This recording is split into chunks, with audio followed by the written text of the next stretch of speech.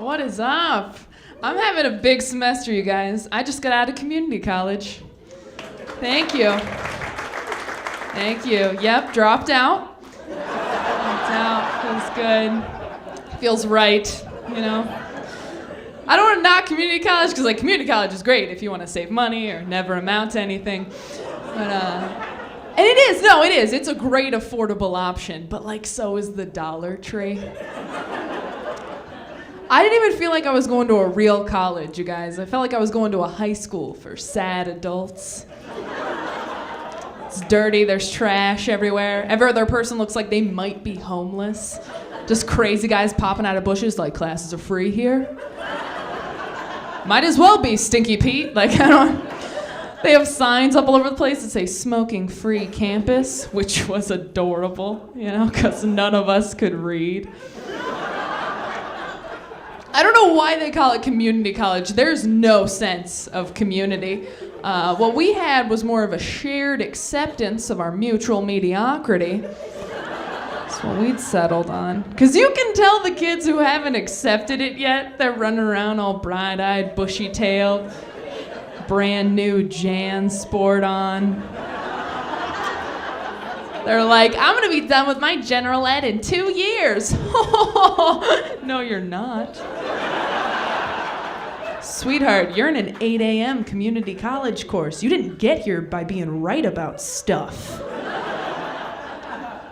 It's intimidating, too. Like, I'm trying to transfer to a 4-year. It's scary. You get there, everyone's intelligent and athletic and beautiful. You go to community college, there are no expectations for you. You show up, they're like, did you shower today?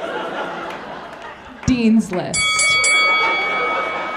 I went out drinking this weekend, and I came to the realization that I love drinking not so much for drinking.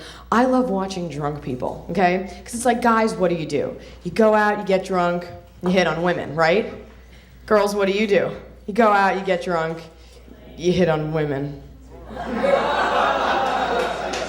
And it's not even sexual, ladies. I'm talking to this hottie back there and some of you in the front row. How many times has it been like 1 a.m, you're on your 8th Appletini Neapolitan on the beach, whatever you drink, and you're standing there talking to some girl who's probably a stripper, and you're having this conversation. Oh my God, we should totally hang out sometime. You just seem like a really cool girl. Let's hang out. Cut to the next morning, you wake up, look at your phone, you're like, who the hell is Desiree? And why do I have 5 missed calls from her? Pull that one back when I'm sober. Speaking of dirty, trashy things, I was watching Montel Williams the other day, and there was this mother on there. She was very upset because her daughter at age 15 had decided to become a stripper. And the mom's up there crying, you know, we love you, and we work so hard to give you everything. How could you do this to us, Amber Crystal?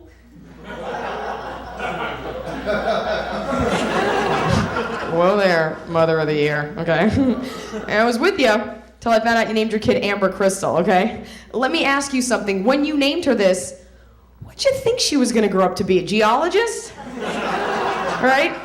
That is like naming your kid Tad and expecting him not to grow up to be an ass. I'm just putting that out there. I've recently realized I'm the least attractive of all my friends. Anybody do that yet? Realize you're the glue, the adhesive, the cave troll holding it all together? That's good. Don't feel bad for me when I say that either. Like, notice I didn't say ugliest, I said least attractive, because I don't think I'm ugly. I am a solid 5 with a great personality. Yeah, with the right lighting and Bible verse on eHarmony,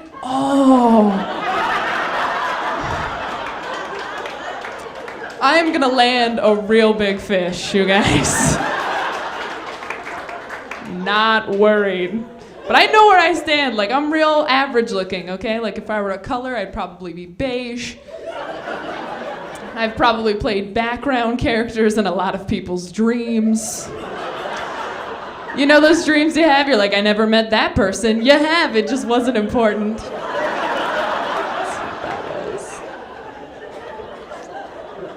No, but I know where I am, solid 5. It's important to know your number because that determines what you can go for romantically, all right? Right? Like, I'm a 5 means I can go for other 5s and 6s, maybe an insecure 7 if I'm feeling pretty. Sometimes I'll flirt with a 2, give back a little.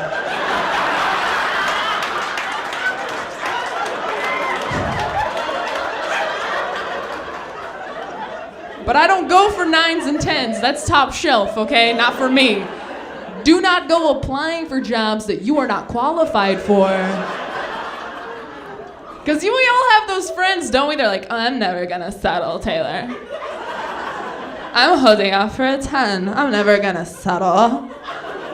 I'm like, with all due respect, Chelsea, you probably are. Like, spent a lot of time watching, someone back there is named Tad. I spent a lot of time, I hope there's no Amber Crystals in the audience. Watch a lot of TV, and I'm convinced our country's obsessed with food, okay? We will eat anything as long as there's a cute commercial to go with it. I saw a pizza commercial the other day. Now buy any 2 medium 1-topping pizzas. Get a free order of cheesy bread and marinara dipping sauce. Let's think about this, folks, okay? Cheesy bread, marinara sauce. That's pizza. This is occurring to some of you for the first time. Mind-boggling that America's favorite side dish to pizza is more pizza. Reconfigured. We do this with a lot of stuff. Pizza Hut had a commercial the other day for their lasagna pizza. Has anybody seen this? In their commercial, they actually said, finally, all the things you love about lasagna are on a pizza. Finally. Thank God they figured out a way to get cheese and sauce from, lasagna onto a pizza. Because before I was just eating bread, I had no idea. When I initially saw that commercial, my first thought was, Oh, they're putting noodles on pizza. That should be delicious. Dentine Ice, the gum with the hard candy shell. Saw a Dentine Ice commercial the other day. Dentine Ice is coming out of its shell. Introducing new Dentine Ice Soft Chews. It's like, okay. You mean gum? That is what that is. I'm here to tell you that, absolutely. I spent a lot of time watching TV. I spent a lot of time online. I can't stand junk mail, specifically because of the tricky ways that they get you to open your junk mail. Because sometimes it's easy to spot what is junk mail and what is not. You go in your inbox, it's like, Oh, there's an Evite, letter from my parents, a yoga workout letter. and then one in bold will just say like, Viagra mail enhancement 428.59 for you, football season, mortgage rate 3.29, chicken wing, ice cream dinner, grass. I'm like, what? I'm not gonna open that one. Although ice cream dinner sounds delicious, it does. But they're tricky with the way they get you to open your junk mail because they use your name in the subject heading. I got one the other day, it just said, a response, Iliza, to your question. And I'm sitting there looking at it like, you know what?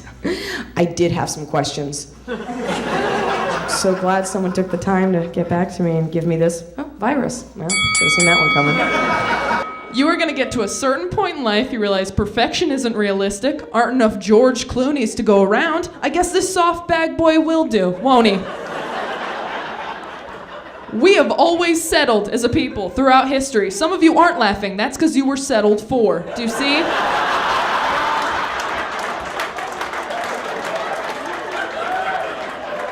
Always. Back in the 1600s, they were settling hardcore. They just didn't know it because they didn't have TV.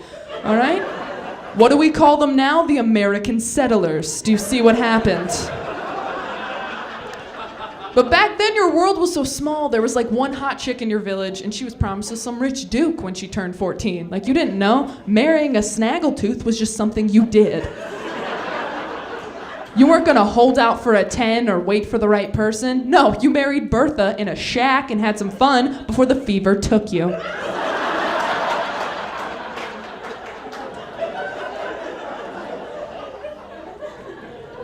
Just lower your standards, that's all I'm saying. I used to want, like, you know, the whole package, like he's got a job, he's nice to his family. Now I just want someone who takes direction well.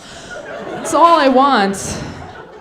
I met my boyfriend in community college, actually, which is a little weird, a little bittersweet finding someone in community college, because finding someone in community college is sort of like finding a full bag of chips in the garbage. No, like, it's kind of a miracle, but hey, look around, you're still a possum. So, I'm not good at dating at all. Like, I'm too defensive. Last week, my boyfriend told me I was hard to read. I'm like, haha, maybe you're dyslexic. He told me I had that girl next door look going. Girl next door. That's not a compliment, ladies. Girl next door, you know what girl next door says to me? Conveniently located. That's what that says. He's like, no, you're just real approachable looking, because that's what we want, to get approached. That's why we have mace in our purse.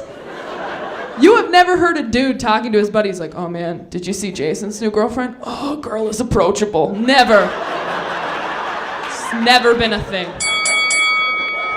It's the price I pay, that's okay. I spend a lot of time online at work. I hate my job. I have a boss, her name is Tammy. She's about 350 pounds, which is a lot for a woman, or a elephant, I don't know. She's a handsome woman. And she took off her jacket the other day. No joke, it's a joke, yes, but for real. She took off her jacket the other day, and I looked at the label. It's from a store called Dress Barn. This is an actual clothing store for plus-size women. It's got the word barn in the title. What a horrible name. I feel like you walk in that store, you open the door, it doesn't even make a chime noise. You walk in, it's just like,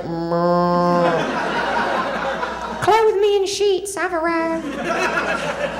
She's a big one. She insists that we decorate our cubicles. Cubicle culture, she likes to call it.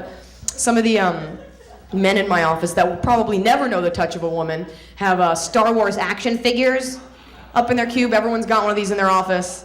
Don't touch them, Iliza. Don't compromise the integrity of the packaging.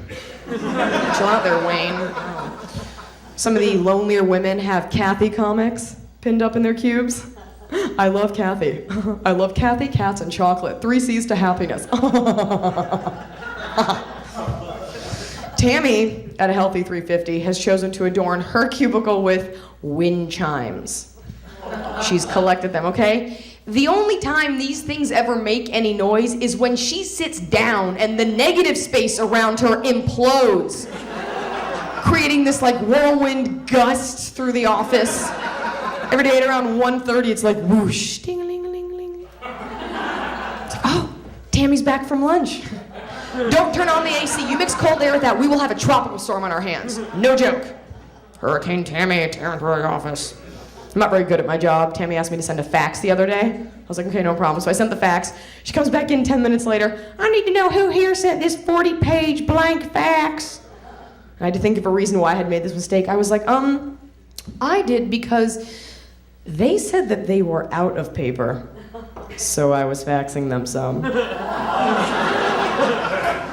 that not show myself out? Have security show me out? Thanks, Tammy. Sorry about that.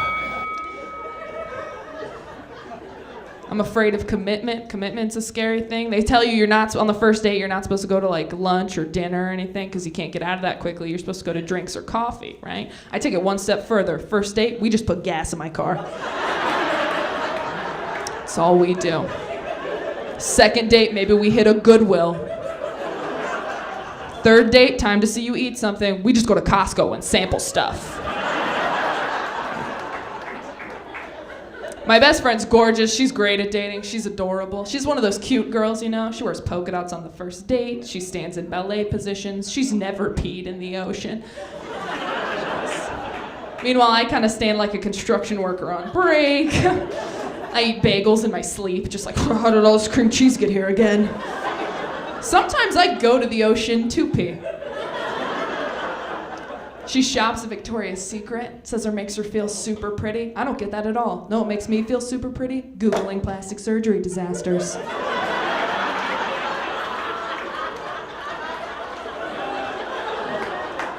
So it makes me feel good. But she walks into Victoria's Secret, she's like, I'm home. I get in there, I feel like a mutant, you guys.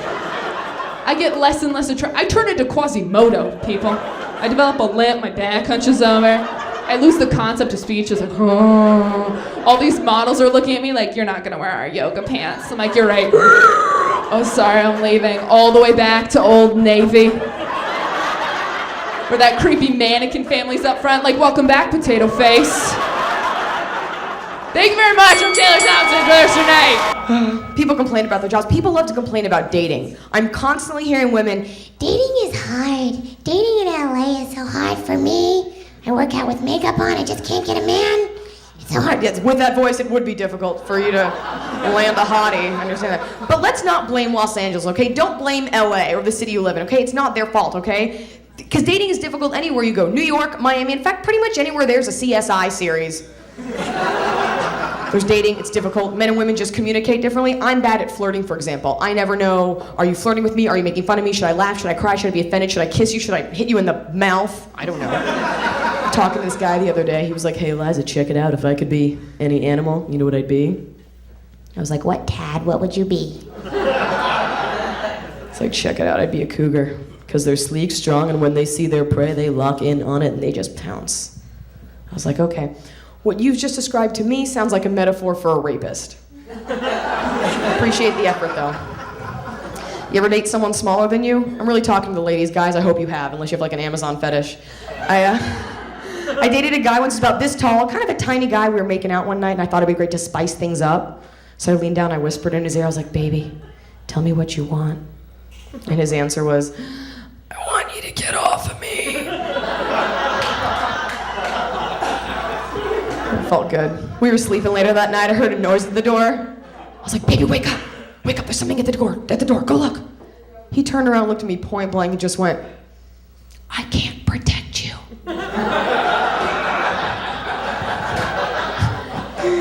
Give Big Mama the bat. I'll go take care of it. You stay here, make yourself look pretty. This guy I had a huge crush on actually called me the other day. He's like, hey, Liz, what's up? You want to go out Friday? What are you doing? I was like, Nothing, I'm just working out, naked, something.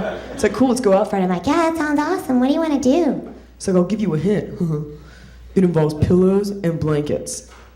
So of course I'm sitting there thinking, oh my God, we're gonna build a fort. My name is Iliza Shlesinger. Thank you very much.